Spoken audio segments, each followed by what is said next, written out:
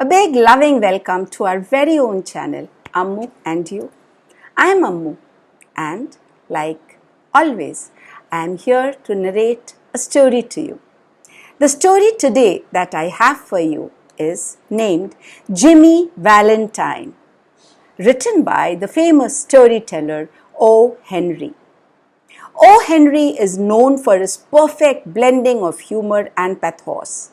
There is a sting in the tale in most of his stories. This story also is of the same yawner, Jimmy Valentine.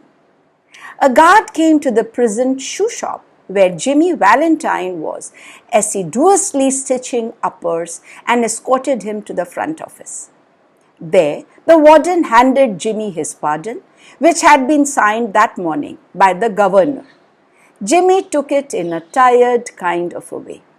He had served nearly 10 months of a 4-year sentence. "Now, Valentine," said the warden, "you'll get out in the morning, brace up and make a man of yourself. You're not a bad fellow at heart.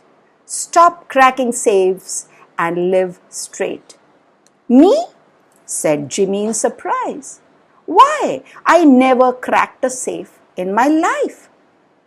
"Oh, no," laughed the warden. "Of course not. Let's see now. How was it you happened to get sent up on that Springfield job? Was it because you wouldn't prove an alibi for fear of compromising somebody in extremely high-toned society? Or was it simply a case of a mean old jury that had it in for you? It's always one or the other with you innocent victims." "Me?" said Jimmy, still lankly virtuous. "Why, warden, I never was in Springfield in my life." "Take him back, Cronin," smiled the warden, "and fix him up with outgoing clothes. Unlock him at 7 in the morning and let him come to the bullpen. Better think over my advice, Jimmy." At 7:15 the next morning, Jimmy stood in the warden's outer office. He had on a suit of the villainously fitting ready-made clothes and a pair of the stiff, squeaky shoes that the state furnishes to its discharged compulsory guests.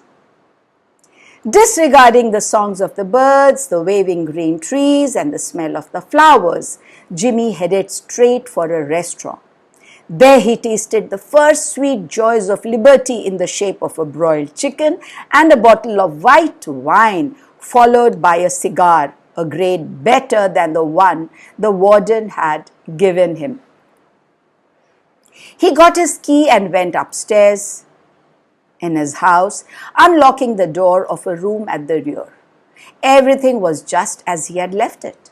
There on the floor was still Ben Price's collar button that had been torn from that eminent detective's shirt band when they had overpowered Jimmy to arrest him. Pulling out from the wall a folding bed, Jimmy slid back a panel in the wall and dragged out a dust-covered suitcase. He opened this and gazed fondly at the finest set of burglar's tools in the East. It was a complete set made of specially tempered steel, the latest designs in drills, punches, braces, and bits. Jimmy's clamps and augers with 2 or 3 novelties invented by Jimmy himself, in which he took pride. Over $900 they had cost him to have them made at a place where they make such things for the profession. In about half an hour, Jimmy went downstairs and through the cafe. He was now dressed in tasteful and well-fitting clothes and carried his dusted and clean suitcase in his hand. Jimmy had taste. And one afternoon, he, with his suitcase, climbed out of the mail hack in Elmore, a little town 5 miles off the railroad down in the blackjack country of Arkansas. Jimmy, looking like an athletic young senior, just home from college, went down the sidewalk towards the hotel. A young lady crossed the street, passed him at the corner, and entered a door over which was the sign, the Elmore Bank. Jimmy Valentine looked into her eyes, forgot what he was, and became another man. She lowered her eyes and colored slightly. Young men of Jimmy's style and look were scarce in Elmore. Jimmy collared a boy that was loafing on the steps of the bank, as if he were one of the stockholders, and began to ask him questions about the town, feeding him dimes at intervals. By and by, the young lady came out, looking royally unconscious of the young man with the suitcase, and went her way. "Isn't that young lady Miss Polly Simpson?" asked Jimmy with specious guile. "No," said the boy, "she's Annabel Adams. Her pa owns this bank." "What'd you come to Elmore for? Is that a gold watch chain? I'm going to get a bulldog. Got any more dimes?" Jimmy went to the Planters Hotel, registered as Ralph D. Spencer, and engaged a room. He leaned on the desk and declared his platform to the clerk. He said he had come to Elmore to look for a location to go into business. How was the shoe business now in the town? He was thinking of starting one. "Yes, there ought to be a good opening in the shoe line," said the man. There wasn't an exclusive show store in the place. The dry goods and general stores handled them. Hoped Mr. Spencer would decide to locate in Elmore. He would find it a pleasant town to live in and the people very sociable.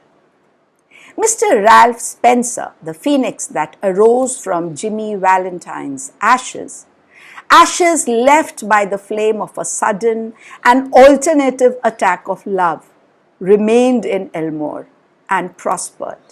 He opened a shoe store and secured a good run of trade. Socially, he was also a success and made many friends, and he accomplished the wish of his heart. He met Miss Annabel Adams and became more and more captivated by her charms. At the end of a year, the situation of Mr. Ralph Spencer was this. He had won the respect of the community, his shoe store was flourishing, and he and Annabel were engaged to be married in 2 weeks. Mr. Adams, the typical plodding country banker, approved of Spencer. Annabel's pride in him almost equaled her affection. He was as much at home in the family of Mr. Adams and that of Annabel's married sister as if he were already a member. One day, Jimmy sat down in his room and wrote this letter, which he mailed to the safe address of one of his old friends. "Dear old pal, I want you to be at Sullivan's place in Little Rock next Wednesday night at 9 o'clock. I want you to wind up some little matters for me. And also, I want to make you a present of my kit of tools. I know you'll be glad to get them. You couldn't duplicate the lot for $1,000. Say, Billy, I've quit the old business a year ago. I've got a nice store, I'm making an honest living, and I'm going to marry the finest girl on earth 2 weeks from now. It's the only life, Billy, the straight one. I won't touch $1 of another man's money now for $1 million. After I get married, I'm going to sell out and go to West, where there won't be so much danger of having old scores brought up against me. I tell you, Billy, she's an angel. She believes in me, and I wouldn't do another crooked thing for the whole world. Be sure to be at Sully's, for I must see you. I'll bring along the tools with me. Your old friend, Jimmy." Now, on the Monday night, after Jimmy wrote this letter, Ben Price jogged unobtrusively into Elmore in a livery buggy. He lounged about town in his quiet way until he found out what he wanted to know. From the drugstore across the street from Spencer's shoe store, he got a good look at Ralph D. Spencer. Going to marry the banker's daughter. Are you, Jimmy? Said Ben to himself softly. Well, I don't know. The next morning, Jimmy took breakfast at the Adamses. He was going to Little Rock that day to order his wedding suit and buy something nice for Annabel. That would be the first time he had left town since he came to Elmore. After breakfast, quite a family party went downtown together. Mr. Adams, Annabel, Jimmy, and Annabel's married sister with her two little girls aged 5 and 9. They came by the hotel where Jimmy still boarded, and he ran up to his room and brought along his suitcase. Then they went on to the bank. There stood Jimmy's horse and buggy and Dolph Gibson, who was going to drive him over to the railroad station. The Elmore Bank had just put up a new safe and vault. Mr. Adams was very proud of it and insisted on an inspection by everyone. The vault was a small one, but it had a new patented door. It fastened with 3 solid steel bolts thrown simultaneously with a single handle and had a time lock. Mr. Adams beamingly explained its workings to Mr. Spencer, who showed a courteous but not too intelligent interest. The 2 children, May and Agatha, were delighted by the shining metal and funny clock and knobs. While they were thus engaged, Ben Price sauntered in and leaned on his elbow, looking casually inside between the railings. He told the teller that he didn't want anything. He was just waiting for a man he knew. Suddenly there was a scream or two from the women and a commotion. Unperceived by the elders, May, the 9-year-old girl, in a spirit of play, had shut Agatha in the vault. She had then shut the bolts and turned the knob of the combination as she had seen Mr. Adams do. Oh my God! The old banker sprang to the handle and tugged at it for a moment. The door can't be opened, he groaned. The clock hasn't been wound, nor the combination set. Agatha's mother screamed again, hysterically. Hush, said Mr. Adams, raising his trembling hand. All be quiet for a moment. Agatha, he called as loudly as he could. Listen to me. My precious darling, wailed the mother. She will die for fright. Open the door or break it open. Can't you men do something? There isn't a man nearer than Little Rock who can open that door, said Mr. Adams in a shaky voice. My God, Spencer, what shall we do? That child, she can't stand it long in there. There isn't enough air. And besides, she'll go into convulsions from fright. Agatha's mother, frantic now, beat the door of the vault with her hands. Annabel turned to Jimmy, her large eyes full of anguish, but not yet despairing. To a woman, nothing seems quite impossible to the powers of the man she worships. Can't you do something, Ralph?